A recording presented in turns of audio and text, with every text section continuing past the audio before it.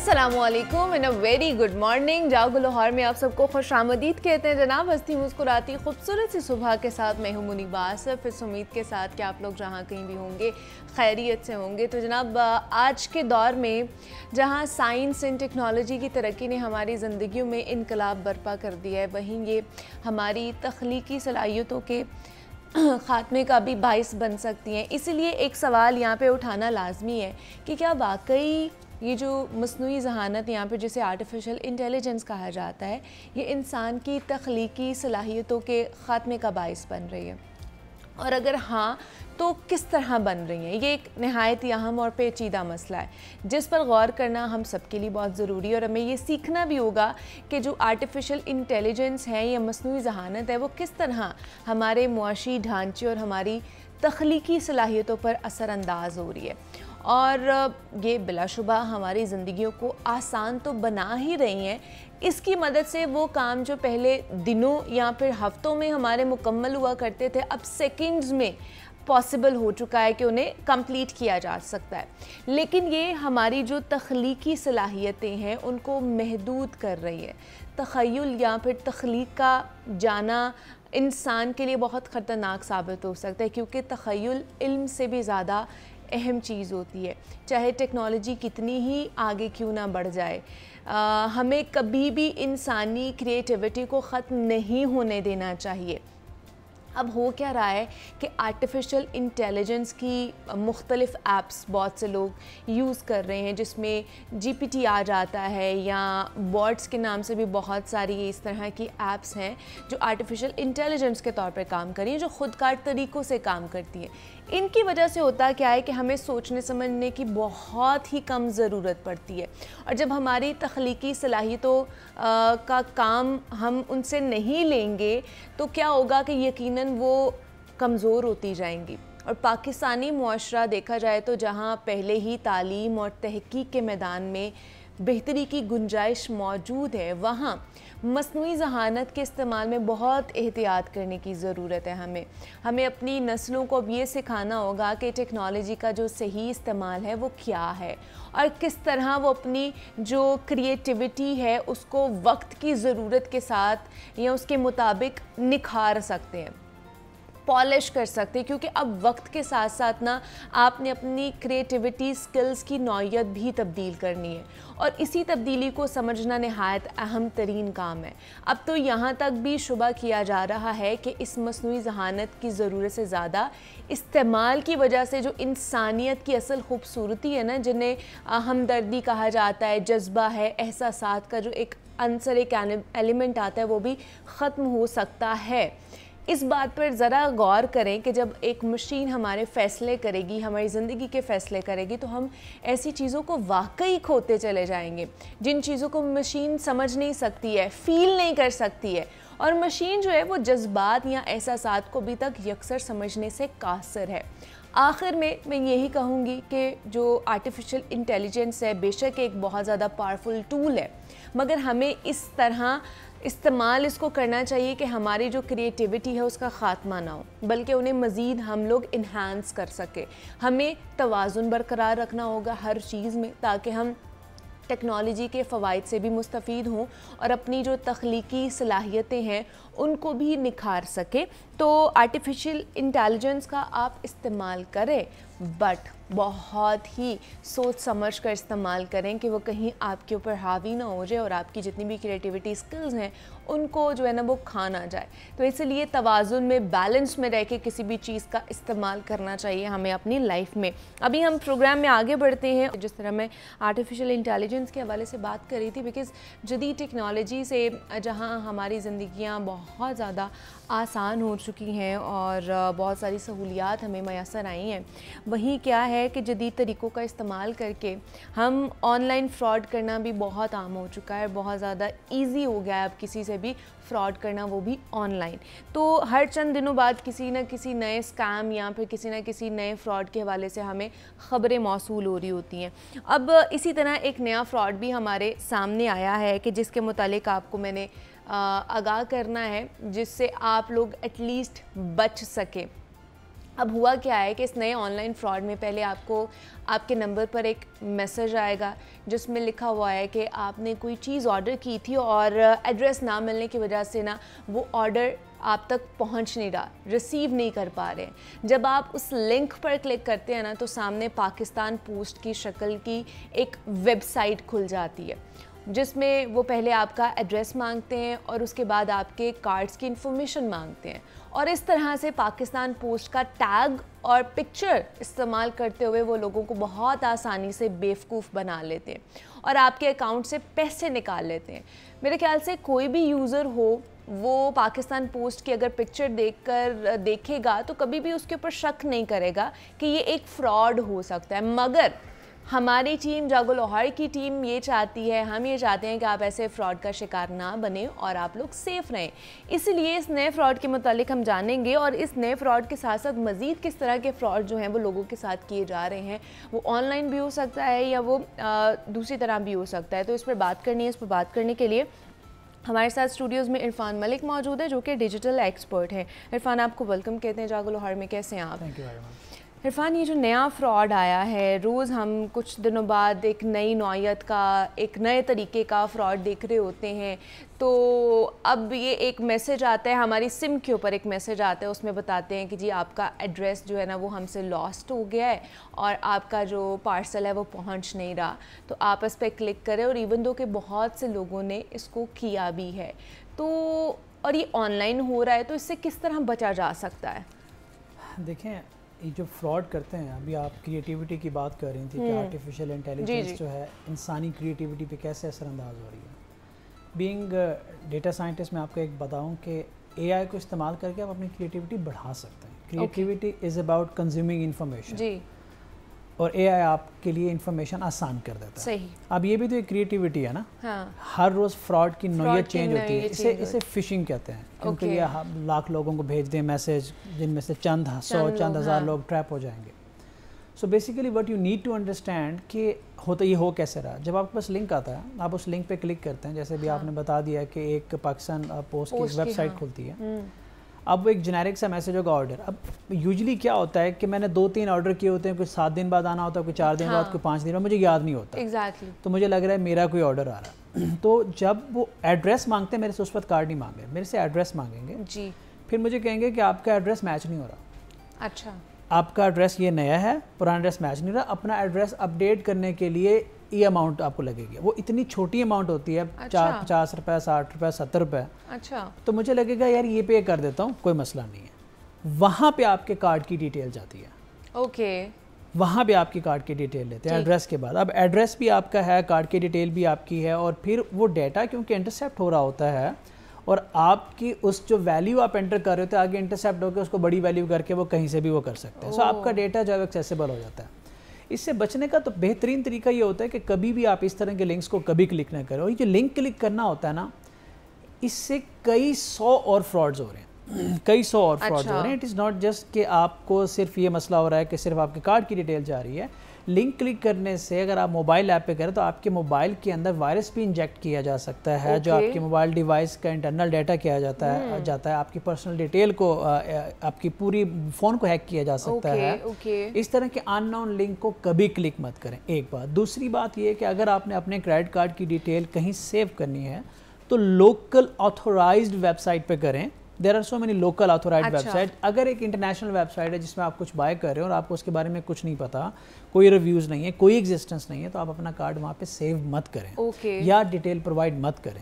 ये basics information. अच्छा, दूसरी ये भी है, मैंने बहुत से इसके बारे में भी पढ़ा है कि हम लोग जब किसी रेस्टोरेंट में जाते हैं तो वहाँ पे जब हम अपना कार्ड चार्ज बिल देने के लिए किसी को भी हैंड ओवर कर देते हैं और वो चला जाता है, वहाँ से जाके चार्ज करके ले आता है। इस तरह भी बहुत सारे फ्रॉड्स हुए हैं, इवन दो कि डबल ट्रिपल और पता नहीं कितनी दफ़ा उन्होंने चार्ज कर लिया होता है और हमें पता नहीं चलता है। इवन दो कि वो आपका पीछे से पिन नंबर भी ले लेते हैं। तो ये हमें देना चाहिए, उन्हें इस तरह हैंड ओवर करना चाहिए? बिल्कुल भी नहीं। मैं आपको बताऊं कि ये डेटा डार्क वेब पे बिकता है। अगर आपके पास कार्ड की डिटेल है और आपका कोड भी है तो डार्क वेब पे डेटा बहुत एक्सपेंसिव बिकता है और जो हैकर्स हैं वो यहाँ से इनिशिएट करते हैं सारा कुछ। अच्छा, तो लेकिन मैं आपको एक बात क्लियरली बता दूँ, बहुत कम लोग ऐसे होते हैं जो पूरा 2, 4, 5 साल लगातार अपने कार्ड को प्रोटेक्ट करते रहें, कहीं ना कहीं आप गलती कर बैठते हो। या आप किसी वेटर को दे दोगे, या किसी दुकान पे ट्रांजैक्शन करनी पड़ जाएगी, पेट्रोल पंप पे ट्रांजैक्शन करनी पड़ जाएगी, तो कुछ ना कुछ होगा।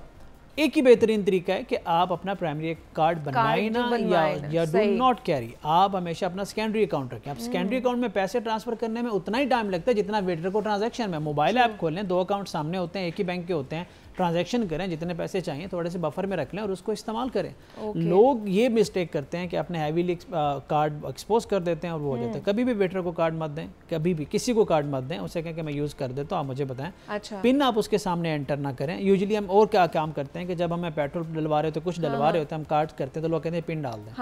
तो हम देखते नहीं कि वो देख रहा है क्या डर है, हम बड़ी बेहतियाती में पिन भी उसके सामने डाल देते हैं। Do not do that. Usually लोगों को, ड्राइवर्स को भी पता होता है सारा कुछ कि यार इनकी डिटेल्स क्या होती है। हम इन चीज़ों को फॉर ग्रांटेड लेते हैं, लेकिन फिर जब ये पड़ती है तो फिर उसके बाद रिकवरी मुश्किल हो जाती है। तो क्या हम इस तरह के फ्रॉड्स को रोक सकते हैं? अगर पाकिस्तान की बात की जाए, इस तरह का कोई मैकेनिज्म हो जिसकी वजह से ये एटलीस्ट रुक जाएं?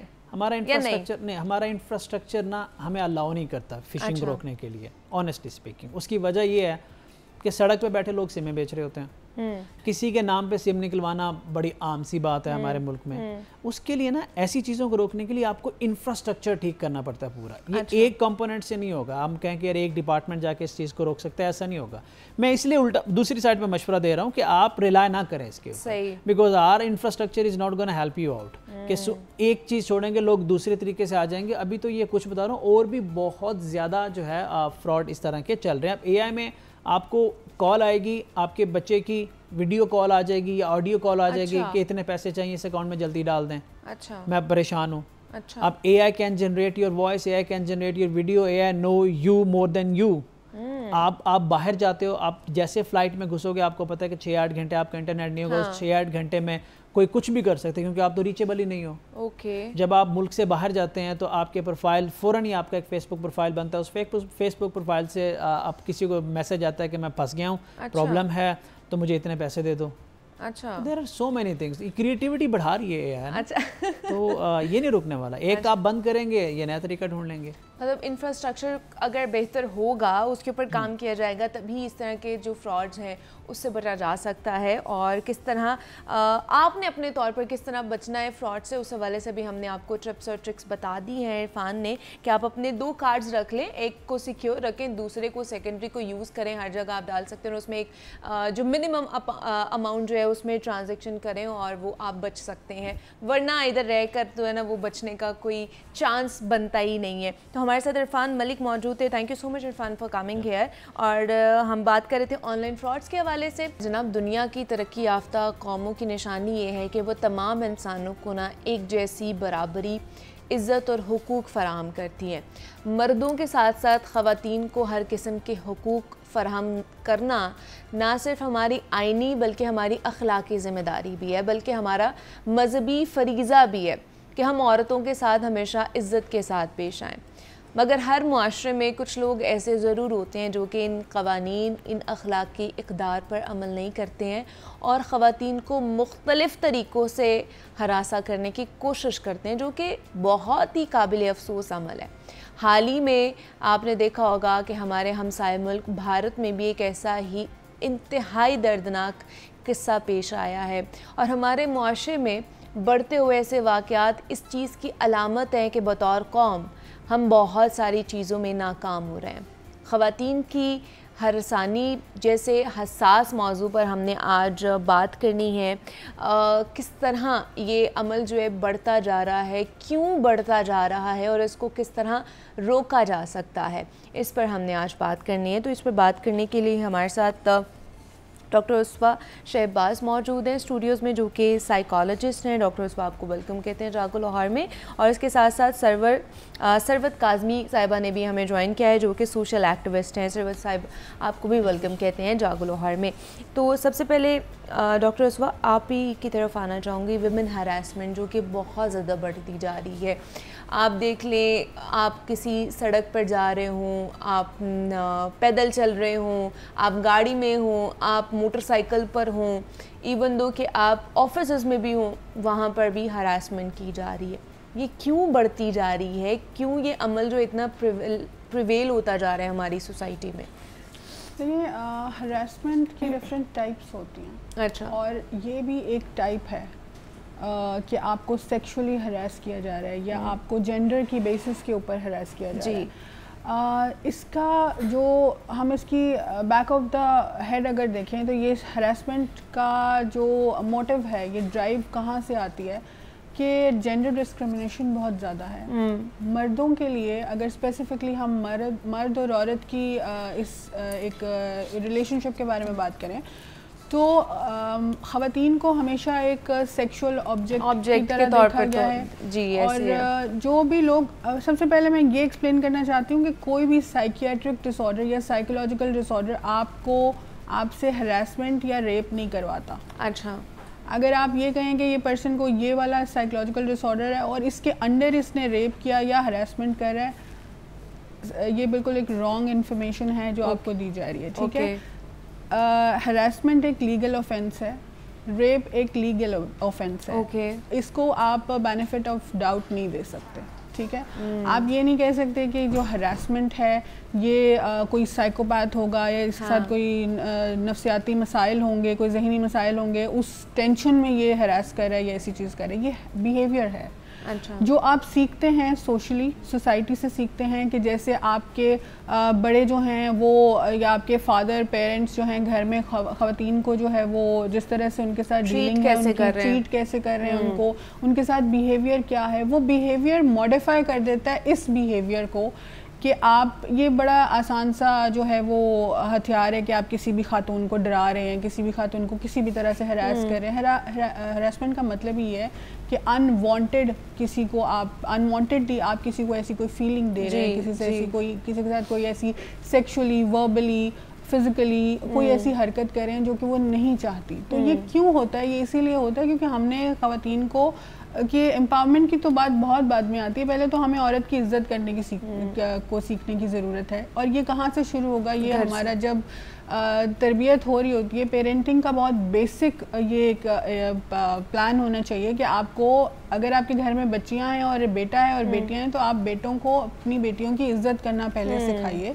ताकि उनको पता हो कि ये कोई सेक्सुअल ऑब्जेक्ट नहीं है या इसको कहीं पे भी छेड़ा नहीं जा सकता या तंग नहीं किया जा सकता। They have their own choices and they have their own ifs and buts. ये बहुत इंपॉर्टेंट बात है जो हमें समझने की ज़रूरत है। अच्छा, लेकिन फिर भी आप देखें कि इस तरह के केसेस आते हैं। सरवत, आपकी तरफ आऊँगी तो अगर एक आम शख्स की या आम लोगों की अगर राय ली जाती है इसके ऊपर, क्योंकि मैं एक देख भी रही थी सोशल मीडिया पर एक वीडियो के ये जो भारत वाला, इंडिया वाला केस हमारे सामने आया, तो इसके ऊपर लोगों की राय ली जा रही थी। तो उसमें बहुत सारे लोग जो है यही बोल रहे थे कि लड़की का कसूर है, वो रात को बाहर क्यों निकली, वो रात को काम करने क्यों गई, उसने कपड़े इस तरह के पहने होंगे, उसने कुछ ऐसा किया होगा जिसकी वजह से कोई अट्रैक्ट हुआ है उसकी तरफ। तो ये एक साइड ये भी है हमारी सोसाइटी की। बिल्कुल एग्जैक्टली जी। एक हमेशा से कहती आई हूँ कि एक बहुत बड़ा हाईलाइटिंग इशू, और आपकी बड़ी थैंकफुल हूँ कि आपने इस प्लेटफॉर्म के ऊपर इसको जो है वो उठाया है। और बल्कि मैं चाहूँगी कि सेमिनार्स एजुकेशनल लेवल पे भी होने चाहिए और डिफरेंट जो मीडिया है उसका एक वाइटल रोल होना चाहिए। आपने बिल्कुल ठीक कहा कि एक जो लोगों की एक थॉट ये भी है कि जी लड़की जो है वो इस तरह के कपड़े पहन के क्यों निकल रही है, और उसने जो है वो जीन्स पहनी हुई है और रात की आखिरी पहर वो क्या करने गई, यानी एक थॉट जो है ये भी देखने को मिलती है। तो सबसे पहले तो ये कि आपको पब्लिक प्लेसेस पे, दफातर में, ऑफिसेज में, ट्रांसपोर्ट जो है इसके ऊपर आपको ये रोज़मर्रा की बुनियाद पे देखने को जो है वो मिलता है। लेकिन ये एक मैम ने भी जो बात की है कि ये एक मेडिकल में एक फ्यूचरिस्टिक डिसऑर्डर भी जो है कहा जाता है कि इस तरह के जो लोग हैं, यानी उनको क्या किया जाता है कि वो इस तरह का काम करके हरासानी और इस तरह की जो हरकतों सकनात हैं, नाजेबा हरकत जो हैं और इस तरह की जो थॉट प्रिवेल करती है सोसाइटी में, वो क्या करते हैं कि वो इसको हकूनियत उनके लिए या बाइस खुशी जो है वो बनता है। जो एक बहुत बड़ा अलमिया है। लेकिन मैं हर प्लेटफॉर्म पे की बात करती हुई नज़र आई हूँ। अभी रिसेंट भी जो प्रोग्राम था वो डोमेस्टिक वायलेंस के हवाले से भी था। देखिए सबसे बड़ी जो चीज़ है इम्पॉर्टेंट है, जिसके ऊपर मेरा ख्याल है कि जितनी भी बात की जाए वो कम है, और मैम ने एक बहुत खूबसूरत बात की है कि मैं समझती हूँ तालीम ठीक है कि वो शऊर देती है, लेकिन तालीम याफ्ता होने के साथ साथ तरबियत याफ्ता होना बहुत ज़रूरी है। ये बहुत बड़ी चीज़ है जो हमारे घरों में आज इंतहाई मतलब समझ लें कि हमारे लिए बहुत, मैं उसको एक ग्राउंड रियलिटी पे बात करूं। दूसरे नंबर पर ये कि हम आज जो है ना इंसानियत से बहुत दूर हो चुके हैं, यानी कि इंसानियत से ये कि हम आज मुर्दार खाने वाले गिद्ध बन चुके हैं, और उसकी सबसे बड़ी बुनियादी वजह ही मैं समझती हूँ कि हमारी दीनी तालीमात से दूरी है, दीन से दूरी है। और फिर मैम की वही बात आ जाती है कि ये जो ऐसे साइकिक जो लोग होते हैं, इनके ब्रॉटअप जो घर का जो एटमॉस्फेयर है वो बहुत काउंट करता है। आपका घर का जो है, हो सकता है एन मुमकिन है कि उनकी ब्रोकन लाइफ उसने अपनी पेरेंट्स के बीच में देखी हो। हो सकता है कि डोमेस्टिक वायलेंस जो है उसकी माँ के ऊपर बहुत हद तक उसने वो किया हो। तो एक तरह से वो जो साइकिक है ना कि सोसाइटी में जो उसका है, वो फिर वो अपनी फ्रस्ट्रेशन जो है इस तरीके से निकालने की कोशिश निकालते हैं कि जब ऑब्जेक्टिफाई किया जाता है वुमेन को। अच्छा, दूसरा सरवत, बहुत से लोग कहते हैं कि अच्छा चले हमने कर लिया, हमने एडमिट भी कर लिया, इट्स ओके। जिस तरह के जी डोमिनेंट मेन डोमिनेंट सोसाइटी है तो मर्द कर भी लेगा तो कोई बात नहीं है, बट कहीं ना कहीं क्या घर वालों की तरबियत पर सवाल उठाना चाहिए हमें सोसाइटी में एज अ ह्यूमन बीइंग रहकर, ताकि उनके घर से ही उनको दोबारा से तरबियत मिल सके कि उन्होंने किस तरह रहना है सोसाइटी में या नहीं रहना है। देखिए, एक तो कॉन्सेप्ट अपना जो है वो एक क्लियर कर लें कि इस्लाम जो है ना वो उसमें जो तरबियत का उनसर है, चूँकि जो औरत है वो एक बुनियादी उनसर वजूदी जो है ना उसकी ख़ानदान में हैसियत है, सबसे पहले तो उसे मानना चाहिए। और दूसरे नंबर पर आपका जो सवाल है तरबियत पे, हम समझते हैं कि बच्चे की जो तरबियत है ना वो उसकी पैदाइश के बाद स्टार्ट होती है। हालांकि बच्चे की जो तरबियत है जो वो उसके माँ के पेट से ही स्टार्ट हो जाती है। मतलब जो भी वो एक्टिविटी परफॉर्म करेगी ऑब्वियसली वो उस बच्चे के ऊपर असरअंदाज होगी। इसके बारे में इमाम अली अलैहिस्सलाम जो हैं उनकी बड़ी वाज़ेह नहजुल बलागा और बहुत सारे खुतबात के अंदर भी मौजूद है। तो बिल्कुल ऑब्वियसली, और इसमें कोई डाउट नहीं है, मैं बारहा मैम की इस बात के ऊपर आना चाहूँगी कि वो कर तो लेते हैं। और सबसे बड़ी जो चीज़ है कि जो मैम ने अभी भी बोला, ज़मीर का ज़िंदा होना जो है वो बहुत ज़रूरी है, जो कि इस माशरे में मेरा ख़्याल है कि आलमोस्ट बिल्कुल ख़त्म होता जा रहा है। और उसके साथ साथ जो आजकल का जो ये है मोबाइल फ़ोन्स का जो इस्तेमाल है, एक्स्ट्रा ऑर्डिनरी जो मतलब समझ लें कि आप इतना ज़्यादा इस्तेमाल हो चुका है कि हम बच्चे को टोटली इग्नोर कर रहे हैं। सही। जो उसका तरबियत का जो आगे प्रोसेस है उसके अंदर हम उनको क्या करते हैं कि एक मोबाइल थमा देते हैं। माँ जो है वो अपने काम काज में है, उसकी कुछ मीटिंग्स हैं, उसके कुछ ऑफिसेज में कुछ भी वट जो भी। तो मतलब ये है कि मैं जो अहम चीज़ समझती हूँ ये हमेशा से, अगर मैं एज एजुकेशनलिस्ट भी देखूँ, कि गैप को फुलफिल होने की ज़रूरत है between teachers and students, child and parents. कि जब भी कभी आपके साथ इस तरह का कोई वाक़या पेश आता है, देखिए हम बहुत सारी चीज़ें जो हैं वो अपने पेरेंट्स से जाकर डिस्कस नहीं करते जी।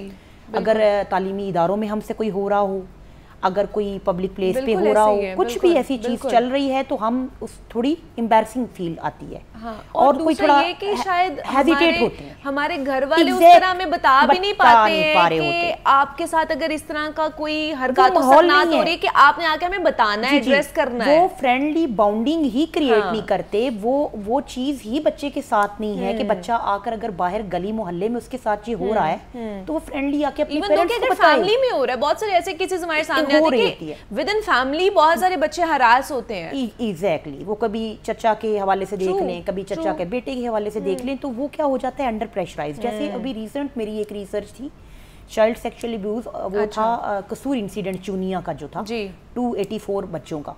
उसके अंदर जो रिसर्च में मैंने चीज़ जाकर जो विक्टिम्स थे उनके अंदर भी मोस्टली जो बहुत चीज़ देखने को मिली कि उनसे बातचीत करने के बाद जो कॉन्वर्सेशन है, रिस्पोंडेंट जो थे डिफरेंट उनके जो इंटरव्यूज कंडक्ट किए, उसके अंदर देखने को ये मिला कि लैक ऑफ कम्युनिकेशन था।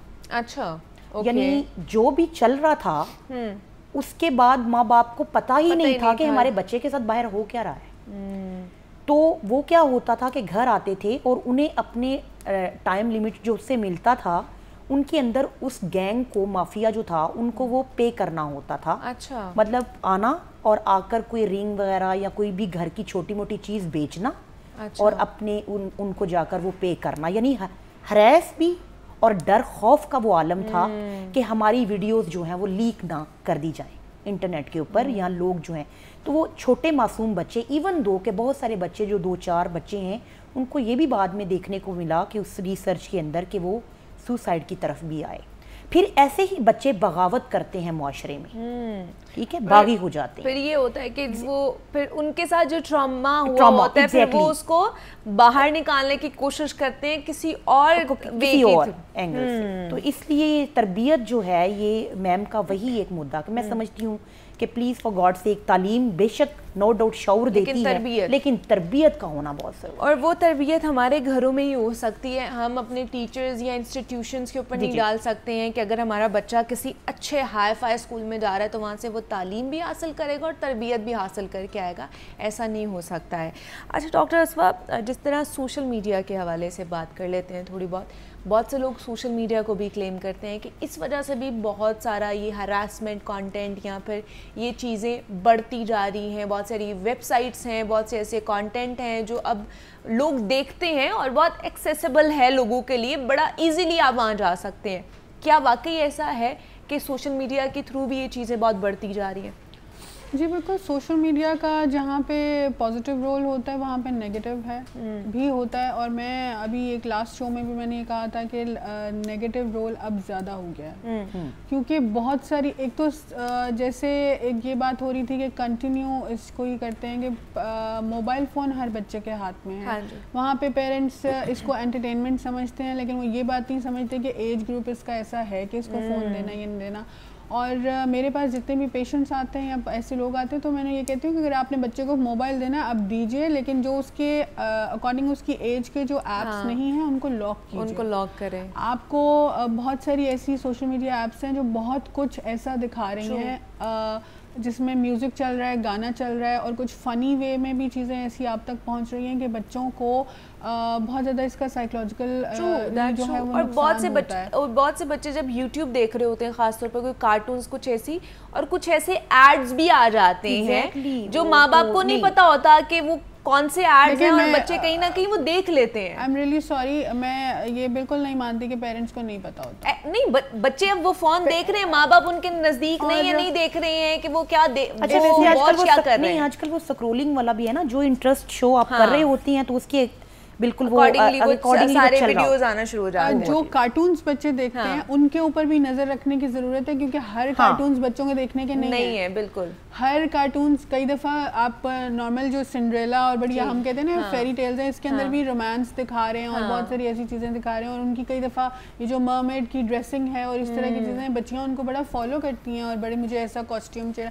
I have a daughter of 12 years, उसको कई दफ़ा ये होता है कि मुझे वो एक कॉस्ट्यूम चाहिए, तो उसको बताना ज़रूरी है कि बेटे ये आपके लिए नहीं है, दिस इज बिल्कुल ऐसे ही है। तो ये बहुत सारा है ऐसा फैक्टर कि सोशल मीडिया बच्चों को ख़राब करता है, और जहाँ से ये ड्राइव्स होती हैं हमारे साथ के ठीक है कि इसको बेहतर किया जा सकता है। वुमेन हरासमेंट पे हम बात कर रहे थे और बड़ी अच्छा हमारी ये गुफ्तगू रही है। हमारे साथ डॉक्टर उसवा शहबाज मौजूद थी। Doctor Uswa, thank you so much for coming here. और सरवत काज़मी साहिबा ने भी हमें ज्वाइन किया था। सरवत साहिबा, बहुत शुक्रिया आपके वक्त का कि आप भी यहाँ पर आएँ। यहाँ पर लेते हैं एक ब्रेक, मिलते हैं इस ब्रेक के बाद।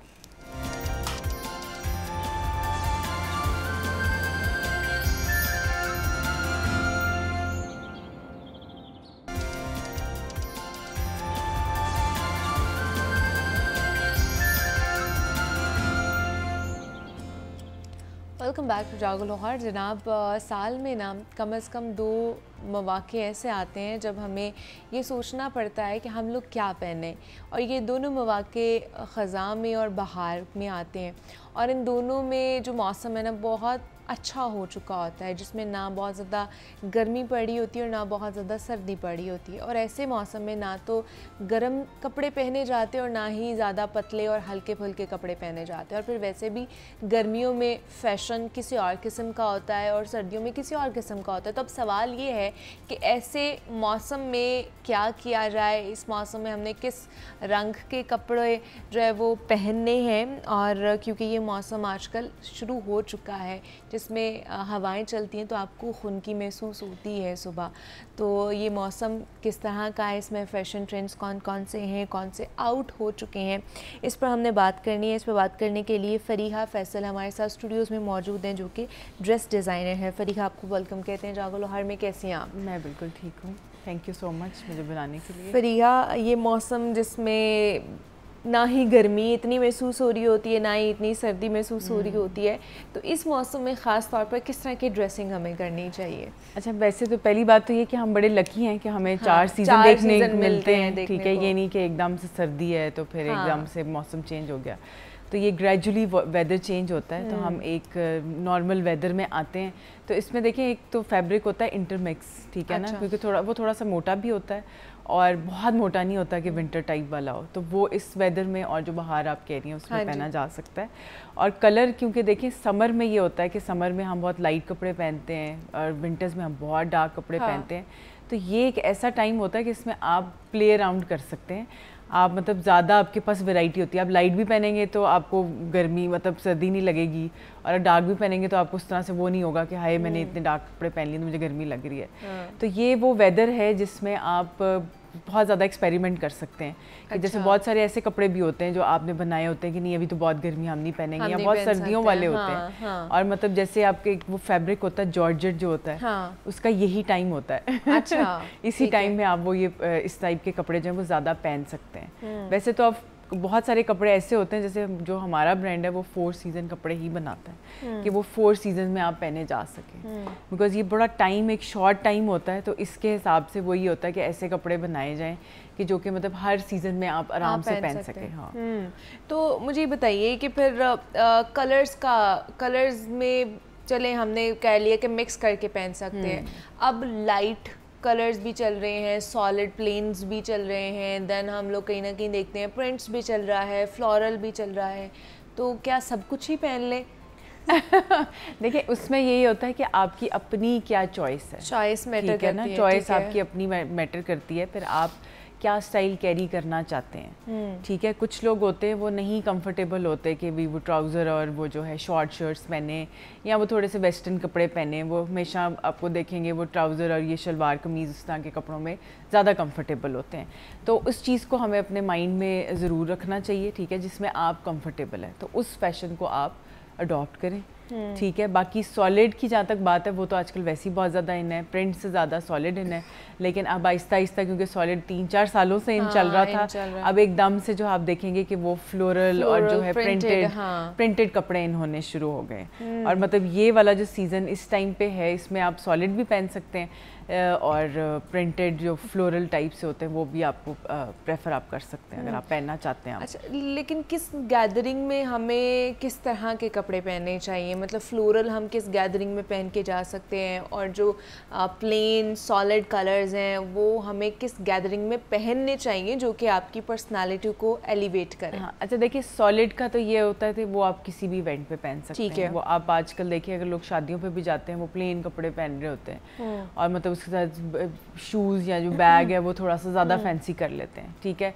तो प्लेन तो आप मतलब कहीं पे भी पहन सकते हैं। जो फ्लोरल की बात है वो आप किसी पार्टी में जा रहे हैं या आप किसी अच्छी कॉफ़ी मीटअप पे जा रहे हैं तो उस पर आप पहन लें, ठीक है। या वैसे कैजुअली जा रहे हैं तो आप तब भी वो पहन सकते हैं। क्योंकि बहुत से लोग फिर फ्लावर ही बन जाते हैं ना, पूरा बुके बन के चले जाते हैं। उन्होंने फिर अगर फ्लोरल कमीज़ है तो शलवार भी वही है, दुपट्टा भी वैसा ही है, और वो बड़ा वो हो रहा होता है। तो क्या 3 पीस अगर आप पहन रहे हैं तो वो पूरा फ्लोरल हो सकता है, या कहीं ना कहीं आपको थोड़ा सा कॉम्बो करना चाहिए? देखिए ये वो अगेन वेरी करता है, if you are able to carry that style तो फिर आप, मैंने बहुत सारे लोग देखे हैं जिन्होंने वाकई ऐसे 3 पीस पहना होता है लेकिन उन पे बड़ा अच्छा लग रहा होता है। अच्छा। और कुछ ऐसे होते हैं जिन पे वो बिल्कुल भी अच्छा नहीं लग रहा होता, तो वो आपका अपना एक पर्सनल स्टाइल और स्टेटमेंट है कि आप उसको कैरी कैसे करते हैं। तो मैं अच्छा, लेकिन इस पे ये भी तो आता है ना कि आपकी बॉडी टाइप किस तरह की है, तो किस तरह की बॉडी टाइप को किस तरह के कपड़े पहनने चाहिए। कि अब जैसे कहते हैं कि जो ज़्यादा हेल्दी साइड पर जो लोग होते हैं या ख़वातीन होती हैं उन्हें फ्लोरल नहीं पहनना चाहिए, वो और उन्हें ब्रॉड दिखाता है, उन्हें सॉलिड्स की तरफ जाना चाहिए, सॉलिड की तरफ जाना चाहिए और थोड़ी सी ज़रा फिटिंग के पॉइंट ऑफ व्यू से इसमें मैं ज़्यादा वो कमेंट करूँगी। कलर तो आपकी वो अगेन वही कि आपका क्या कॉम्प्लेक्शन है उसके अकॉर्डिंगली होता है। कुछ लोग कहते हैं जी हमें ये कलर सूट नहीं करता, लेकिन जब वो पहनते हैं उन पे वो कलर बहुत अच्छा लग रहा होता है। तो वो हर बंदे की अपनी एक पर्सनल चॉइस भी होती है, लेकिन ये कि सॉलिड कलर हमेशा अच्छे लगते हैं, ठीक है। और उसमें आप स्ट्रेट लाइंस अगर उसमें ऐड कर दें, अगर थोड़ा कोई हेल्दी बंदा है, और इसके अलावा ये है कि थोड़े डार्कर शेड अगर आप पहनेंगे तो उसमें आप नेचुरली थोड़े ज़्यादा स्मार्ट लगते हैं। जितना आप लाइट कलर करते जाएंगे उसमें आपका जो है वो ब्रॉडर और थोड़ा सा हेल्दी लगने वाला एलिमेंट ज़्यादा होता है। अच्छा, डार्कर कलर में हमें लगता है कि शायद हमारे पास सिर्फ ब्लैक ही रह गया है जो हमने सिर्फ पहनना है। अगर डार्कर कलर की बात की जाए ना, हाँ। तो सबसे पहले हमारे माइंड में आता है अच्छा ब्लैक की बात कर रहे होंगे तो ब्लैक ही पहनना है, वो चाहे गर्मी सर्दी खज़ा बहार हो, हमने ब्लैक ही पहनना है। लेकिन इसके साथ और कौन कौन से जो इन ट्रेंड में भी हैं सॉलिड कलर्स जो पहने जा सकते हैं? अच्छा, आजकल जो सॉलिड कलर में जो डार्क कलर की अगर बात करें तो एक डार्क ब्राउन कलर बहुत इन है। अच्छा, ठीक है। फिर एक जो इंडिगो कलर कहते हैं, थोड़ा डार्क पर्पल सा होता है, वो कलर बहुत इन है। फिर ग्रीन की जो डार्कर टोन्स हैं, ग्रीन की तो बहुत सारी डार्क टोन्स हैं, तो उसमें आप बिल्कुल भी मतलब वो बहुत अच्छी टोन्स बन जाती हैं जिसमें आप अच्छे लग सकते हैं, अच्छे लग सकते हैं। सही है।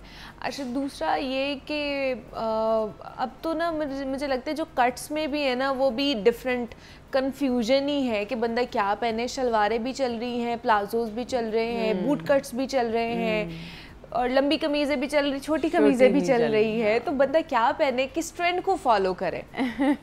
ट्रेंड देखें आजकल तो लॉन्ग शर्ट्स का ज़्यादा है। अच्छा। ठीक है। और जो शॉर्ट शर्ट्स हैं वो ज़्यादा वेस्टर्न में चल रही हैं। ठीक है, मतलब उसमें आप शॉर्ट शर्ट्स भी पहन लेते हैं और थोड़ा ज़रा फ्लेयर वाला आपका वो हो ट्राउज़र हो, वो शॉर्ट उसमें चल रहा है, थोड़ा वेस्टर्न फ्यूजन जिसको बोलते हैं। इट्स नॉट एग्जैक्टली वेस्टर्न, लेकिन फ्यूजन आप इसको बोल सकते हैं। जैसे आपने खुद भी अभी एक पहना हुआ है तो उसमें शॉर्ट शर्ट है और ट्राउज़र है।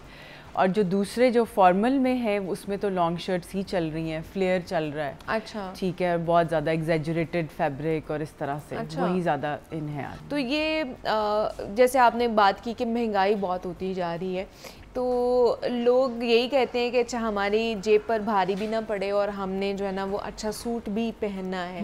तो एक तो एम्ब्रॉयडरी के हिसाब से भी बताएं, अब जैसे आपने प्लेन सूट पहना हुआ है और साथ ऊपर फ्लोरल वाला दुपट्टा लिया हुआ है, तो लोग किस तरह कॉम्बो कर सकते हैं जो उनकी जेब पर भी भारी ना पड़े और वो एलिगेंट भी लगे, वो खूबसूरत भी लगे उस चीज़ को लेकर?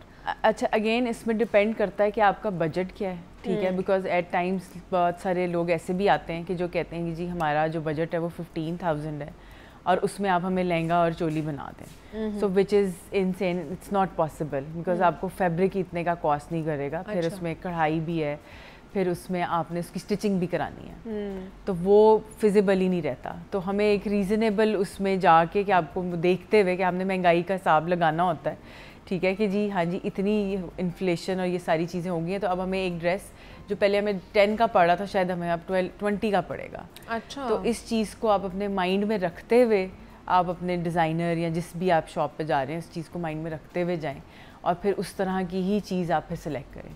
ठीक है, अगर आपकी वो अफोर्डेबिलिटी नहीं है लहंगा चोली की तो आप ट्राउज़र और शर्ट पहन सकते हैं, लॉन्ग शर्ट पहन सकते हैं, वो आपके बजट में बन सकती है। ठीक है, और फिर इसके अलावा आप मिक्स एंड मैच तो किसी की भी चीज़ के साथ कर सकते हैं। आप प्लेन सूट पहने और उसके ऊपर आप एक नेट का दुपट्टा ले लें, आप शादी पे वो भी पहन के जा सकते हैं। तो आजकल तो मतलब ट्रेंड वैसे ही बहुत ज़्यादा जिसको कहते हैं ना मिनिमलिस्टिक भी होता जा रहा है, एग्जैजुरेटेड भी एट द सेम टाइम और मिनिमलिस्टिक भी है।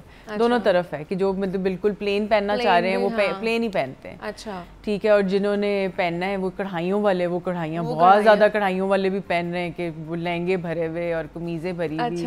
मतलब ब्राइड भी है कि अगर वो चीज़ पहन रही है तो उसकी पूरी फैमिली ने भी ऐसे कपड़े पहने हुए हैं। ये आपने भी बल्कि देखा होगा बहुत ज़्यादा। तो ये चीज़ है, ये चीज़ चल रही है। तो हर तरह की जो है ना आजकल हमारे पास वेरिएशन है, तो इतने घबराने की, परेशान होने की ज़रूरत नहीं किसी को भी। अच्छा, कैजुअल वेयर में हम लोग किस तरह की एम्ब्रॉयडरी करा सकते हैं? एक तो आपने बताया कि मल्टी हेड पे एम्ब्रॉयडरी, मशीनी कढ़ाई चल रही है, लेकिन कहाँ कहाँ करानी चाहिए? क्या पूरी, अब जैसे आपकी बिल्कुल यहाँ पर ज़्यादा है और गले पे काम हुआ हुआ है और साइड पे वो लाइनिंग में काम हुआ हुआ है, इस तरह बहुत से लोग हैं वो पूरी पूरी कमीज़ों पे भी करा लेते हैं, दामन पे भी, गले पे भी हुआ हुआ है, बाजुओं पे भी हुआ हुआ है, तो किस तरह वो इसको कर सकते हैं हैंडल? हाँ, इसमें ये है कि जैसे देखें अभी तो समर चल रहा था, तो उसमें तो ये है कि अगर आप बहुत ज़्यादा कढ़ाई करा लेंगे तो वो ऑटोमेटिकली आपको गर्मी लगाएगा। ठीक है, तो बेहतर है कि आप गले पे करा लें या बाजुओं पे करा लें, या जैसे अभी इसमें लाइनें लगी हुई हैं इस तरह का कुछ करा लें।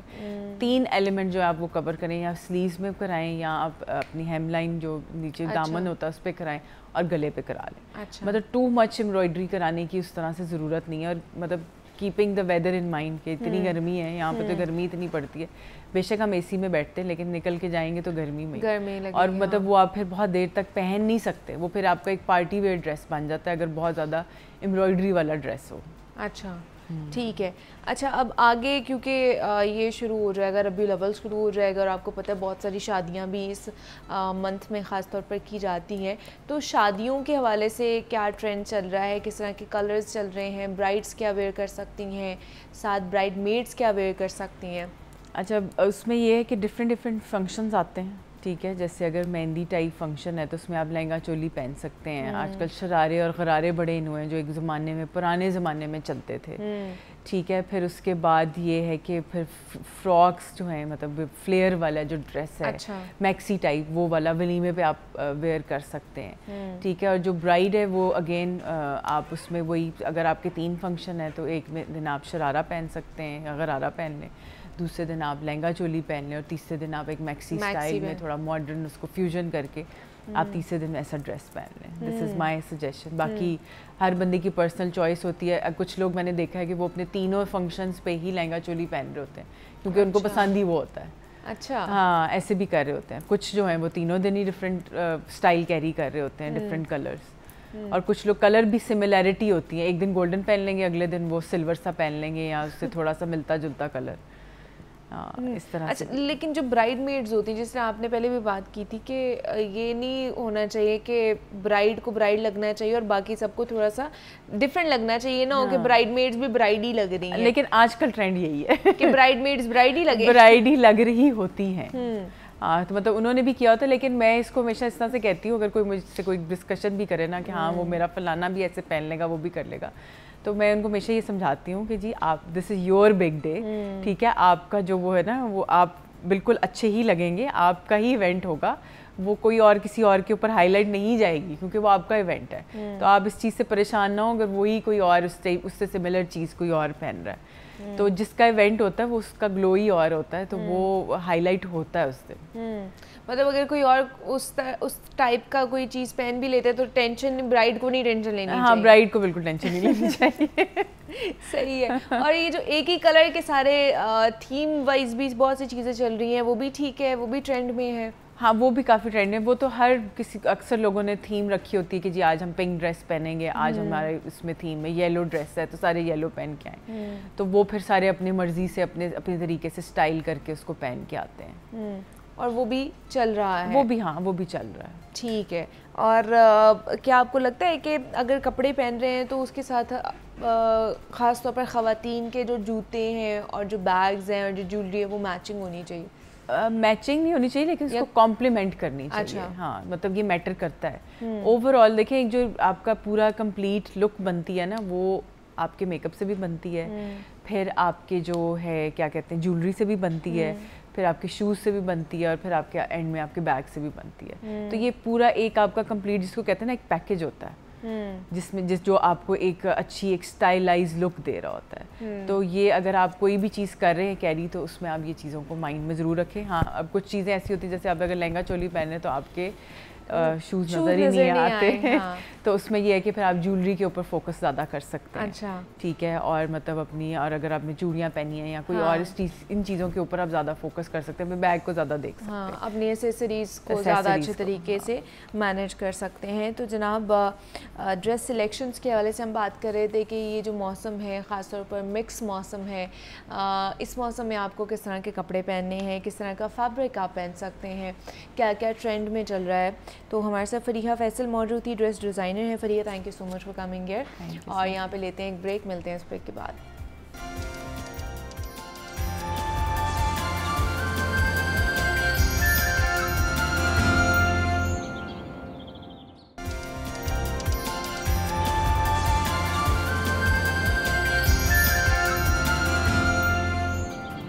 वेलकम बैक टू जागो लाहौर। जनाब, अब कुछ बात कर लेते हैं किताबों के हवाले से।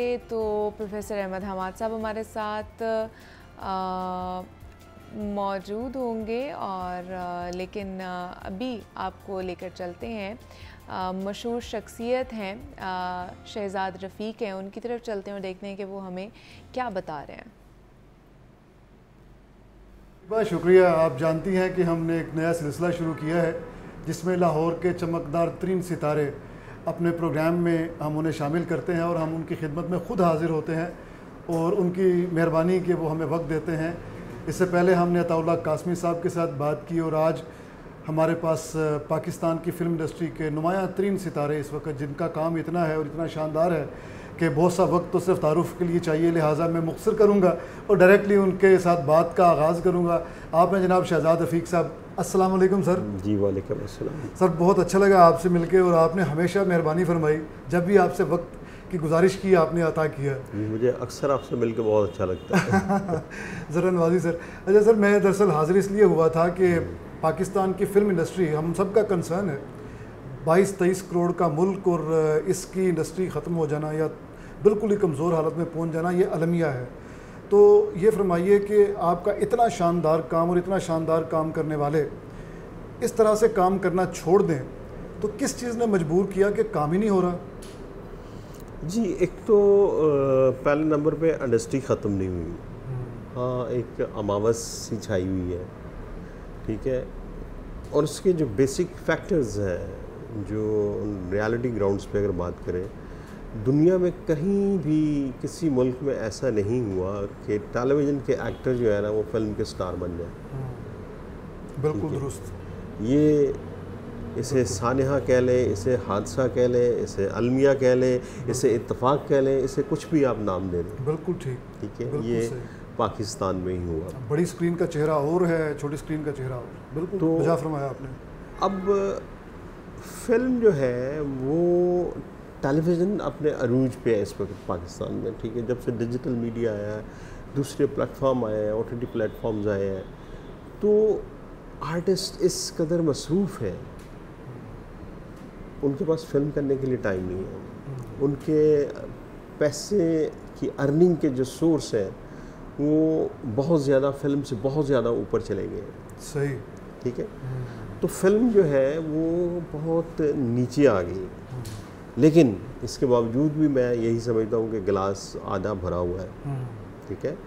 थोड़ा सा वक्त लगेगा, थोड़ा सा टाइम गुजरेगा, बच्चे पढ़ रहे हैं, हर अदारे में अब फिल्म मेकिंग जो है वो पढ़ाई जा रही है, तो उसके समरात जो है वो आस्ता आस्ता आएंगे, ठीक है। बिल्कुल ठीक। हमारे यहाँ पहले फिल्म मोतबरी नहीं थी, ठीक है। तो जब से इसे पढ़ाया जा रहा है, मैं समझता हूँ कि अब फिल्म जो है वो मोतबर हो गई है। बिल्कुल ठीक। बच्चे यहाँ पाकिस्तान में भी पढ़ रहे हैं, बच्चे बाहर से भी जो है फिल्म मेकिंग की डिग्रीज लेके आ रहे हैं और काम कर रहे हैं। बिल्कुल बिल्कुल ठीक। तो वो एक तो स्टार सिस्टम जो है उसने बड़ा प्रॉब्लम किया। अवेलेबिलिटी ऑफ एक्टर्स जो है वो एक बहुत बड़ा मसला है। फिर हमने जो है ना मल्टीप्लेक्स कल्चर को अपना फ़रोग देना, या ये एक इर्तिकाई अमल है, इसे हम रोक तो नहीं सकते, ठीक है, या इससे आगे भी सिनेमा जाएगा उसे हम रोक नहीं सकते। ये एक एवोल्यूशनरी प्रोसेस है। We have to live and we have to travel with it. But जो हमसे बेसिक एक मिस्टेक हुई है वो हमने कन्वेंशनल सिनेमा ख़त्म कर दिया। अच्छा। ठीक है। कन्वेंशनल सिनेमा जो है वो एक गरीब आदमी की तफरी का सामान था, बिल्कुल 150 रुपये 200 रुपये का टिकट। और कन्वेंशनल सिनेमा के ख़त्म होने के साथ आपका रीजनल सिनेमा भी मर गया। बिल्कुल दुरुस्त, ठीक है। अब रीजनल सिनेमा जो है, अब किसी दौर में 100 के करीब पंजाबी फिल्म बनती थी यहाँ पे, ठीक है, पश्तो 50 के करीब बनती थी, 20-25 सिंधी फिल्में बनती थी, ठीक है, बिल्कुल ठीक। हर इलाके की एंटरटेनमेंट जो है वो सबको मिलती थी और लोग एंगेज रहते थे, बिल्कुल दुरुस्त, ठीक है। वो एक एंगेजमेंट ख़त्म हो गई, क्राइम रेशो बढ़ गई। सही बात, बिल्कुल ठीक, ठीक है। ये कन्वेंशनल सिनेमा का मरना जो है ना, सिर्फ फिल्म इंडस्ट्री को उसका लॉस नहीं है, सोसाइटी को लॉस, पूरी सोसाइटी को लॉस। बड़ा अच्छा, बड़ी अच्छी बात की आप क्राइम रेशो देख लें, बिल्कुल सही। कन्वेंशनल सिनेमा से बंद होने से क्राइम रेट जो है ना बढ़ गया, बिल्कुल ठीक, ठीक है। एक तो आपका रीजनल सिनेमा मर गया, दूसरा आपको ये नुकसान हुआ कि गरीब आदमी को जो है ना तफरी ही मैसर नहीं। एक मल्टीप्लेक्स सिनेमा के अंदर जाने के लिए आपको कम से कम एवरेज जो है 1000 से 1500 रुपया पर हेड चाहिए। ये कम से कम है, बिल्कुल ठीक, कम से कम इतना। तो एक मिडिल क्लास आदमी भी फिल्म नहीं देख सकता, और एक फैमिली जाए तो 7-8 हज़ार रुपया लेके जाए, बिल्कुल। अब इसका जो है रेवेन्यू तो इसका इकट्ठा होता है, ठीक है, भले 8 शहरों के अंदर है, अच्छी फिल्म को चली जाती है, रेवेन्यू इकट्ठा होता है, बट आपके हम मौज़ूआत जो है वो मर गए। बिल्कुल ठीक। मैं यही बात आगे पूछना चाह रहा था कि पाकिस्तानी सिनेमा इस वक्त मल्टीप्लेक्स के बावजूद बिज़नेस कर रहे हैं। तीफा एंड ट्रबल ने बिज़नेस किया, मौला जट ने बिज़नेस किया, इसके बावजूद वो इन्वेस्टर्स जिन्होंने इन्वेस्ट करके ये फिल्म बनाई थी, वो दोबारा बनाने की हिम्मत क्यों नहीं कर रहे? वो इसलिए नहीं कर रहे कि तवाज़न जो है ना वो नहीं रहा। अच्छा जी। फिल्म का जो है वो अर्निंग सोर्स जो है ना वो इस कदर अनबैलेंस डिवाइडेड है कि 10 करोड़ रुपया अगर फिल्म इकट्ठा करती है तो वो प्रोड्यूसर को उसका कम से कम 10 करोड़ में से 3.5 करोड़ रुपया आएगा, बाकी 50% जो है ना वो टैक्स में चले सिनेमा ले जाएगा, कुछ टैक्स में कट जाएगा। अब उसने उस परसेंटेज से एक 100% से 30% उससे जब आएगा, उसने 30% से अपनी फिल्म की 10 करोड़ कास्ट जो है ना वो निकालनी है या 5 करोड़ कास्ट निकालनी है। हाउ इज़ इट पॉसिबल कि जो है ना वो आगे जो है ना कोई सोचेगा फिल्म बनाने की। इसी का इलाज आपने फरमाया कि जो हमारा एक नेशनल हुकअप में सिनेमा हॉल थे लोकल, वो उसका इलाज थे कि मुसलसल फिल्म बनती रहे। दुनिया में कहीं भी कन्वेंशनल सिनेमा को मारा नहीं गया, हमारे यहाँ कॉन्शियसली किल किया गया है। 2-4 डिस्ट्रीब्यूटर आए, ठीक है, फिल्म इंडस्ट्री ने अपना जो है ना एक आने वाले वक्त को देखते हुए, एक सिनेमा के मरते हुए उसको देखते हुए एक्सपोर्ट किया कि चले इंडियन फिल्म लग जाए, और इंडियन फिल्म लगी, उससे फ़ायदा ये हुआ कि आपकी जो है ना एक नई ऑडियंस जो है ना वो आए, बिल्कुल, और नए सिनेमा बन गए, बिल्कुल, ठीक है। लेकिन वो तवाज़न जो है ना गड़बड़ हुआ। मैं इसी तरफ आना चाह रहा था। ईद के ऊपर हमारे जो है ना फिल्म, पाकिस्तानी फिल्म है जी, वो एक बड़ा दरीना मुतालबा है हमारा कि जो है ना भाई ईद फेस्टिवल्स जो है ना कम से कम वो पाकिस्तान के लिए फ्री कर दे, ठीक है। तो जब शोज़ का नहीं पता, फिल्म के लगने और उतरने का नहीं पता, बिल्कुल ठीक, तो कौन फिल्म शुरू करेगा? तो शहजाद साहब 2016 और आज 2024, 8 साल हो गए। सैल्यूट के बाद आपका प्रोजेक्ट हमें कोई नज़र नहीं आया, इसका क्या सबब हो सकता है? पैसे की कमी, स्पिरिट की कमी है क्या? नहीं, इसमें पैसा तो मैंने अर्ज़ किया कि अगर आपके पास प्लानिंग है, अगर आपके पास डिज़ाइनिंग है, अगर आपके पास प्रोजेक्ट है तो पैसा कोई इशू नहीं बनता। प्रॉब्लम ये आ गया कि अब बनाए क्या, ठीक है। आपका जो स्टार कास्ट है, कन्वेंशनल सिनेमा आपके पास है नहीं, आम आदमी आपकी फ़िल्म देख नहीं सकता।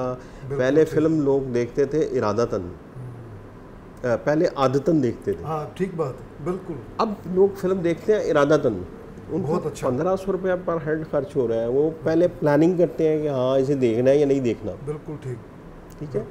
फिर हमारे यहाँ एक बड़ा प्रॉब्लम आया, वो ये आया कि फिल्म जो है वो परवान यहाँ चढ़ी, सारा कुछ यहाँ हुआ, और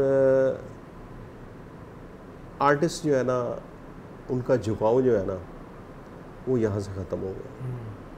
ठीक है, सही। ये एक ऐसा तल्ख सच है।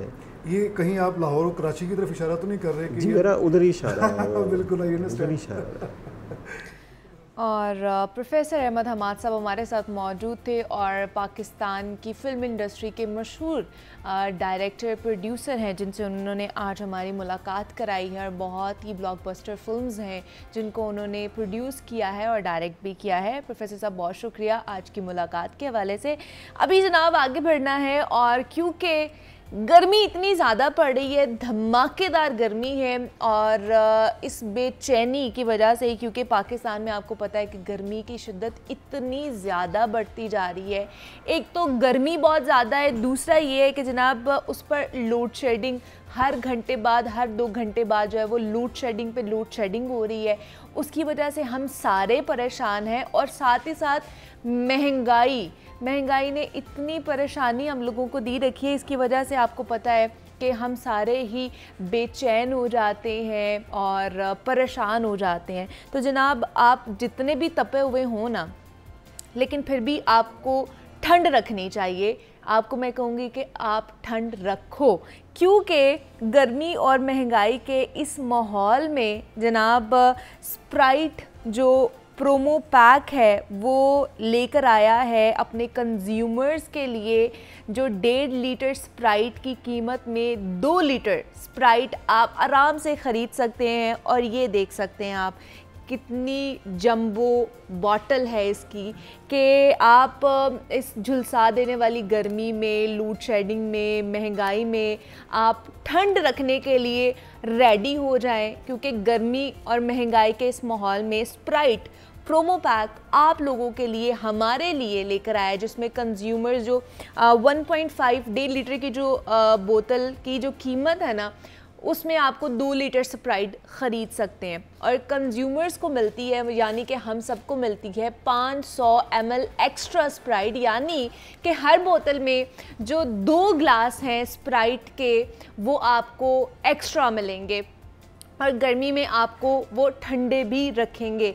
तो ये मेरे लिए बड़ी खुशी की बात है कि आपको अगर 1.5 लीटर के पैसों में आपको 2 लीटर मिल रही है और 2 ग्लास आपको एक्स्ट्रा मिल रहे हैं, तो क्या ही बात है। ये बचत ऑफ़र भी है और ये जो ऑफ़र है ये मखसूस शहरों के लिए है और ये आप ख़रीद सकते हैं। इस गर्मी का तोड़ जो है वो इसमें रखा गया है। आप स्प्राइट पिएं, ख़ुद को ठंडा रखें और जनाब इस गर्मी से बचने की कोशिश भी करें। तो ये ज़रूर आप आज पिएगा अपने डिनर में, अपने लंच में, और फिर हमें बताइएगा कि वाकई आपकी गर्मी भागी है कि नहीं भागी है। तो इसी नोट पर मुझे इजाज़त दीजिए, अपना बहुत सारा ख्याल रखिएगा। कल आपसे दोबारा मुलाकात होगी, तब तक के लिए अल्लाह हाफ़िज़।